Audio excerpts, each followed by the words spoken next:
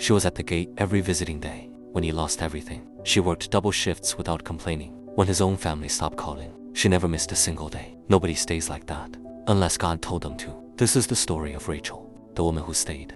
His name was Daniel, 40 years old, a businessman with a reputation. He had spent 20 years building. Then, in one season, everything unraveled. A business partner who had been quietly committing fraud under Daniel's name. By the time it was discovered, Daniel was arrested alongside him. The courts took 2 years to clear his name fully, but the damage was already done. His business was gone, his reputation destroyed, his friends disappeared, the way people do. When association becomes expensive, his own mother called once, in the first month, then stopped. His brother sent a text that said, "I can't be part of this right now." He never sent another. Daniel sat in a prison cell, waiting for justice, with one constant: Rachel. Every visiting day, every phone call, every letter. She never came with complaints, never came with pressure, never once said, "I told you so." She came with food he liked, updates about home, and a quiet certainty that God had not forgotten them. "I don't know how you do this," Daniel told her once. Through the prison glass, Rachel looked at him steadily. "I made a vow," she said simply, "not to you, to God. And God hasn't changed his mind about us, so neither have I." What nobody saw was what Rachel carried alone. The mortgage she covered, on a salary that was never meant to cover it alone.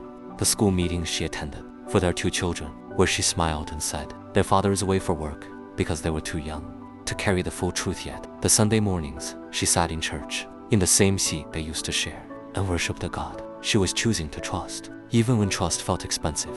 People at church were kind, but kindness and presence are different things. Nobody sat with her in the hard hours. Nobody called at midnight when the weight of it became too much to lie down with. She carried it alone, and she kept going, not because she was strong, because she had decided that her marriage was worth more than her comfort, and that God's faithfulness was bigger than Daniel's failure.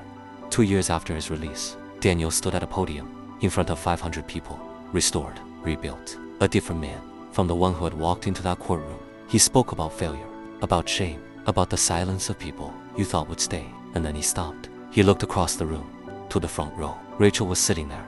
In the blue dress, she always wore 2 things that mattered. She didn't know what was coming. Daniel's voice changed. "There is one person in this room," he said quietly, "who never left. Not for one single day.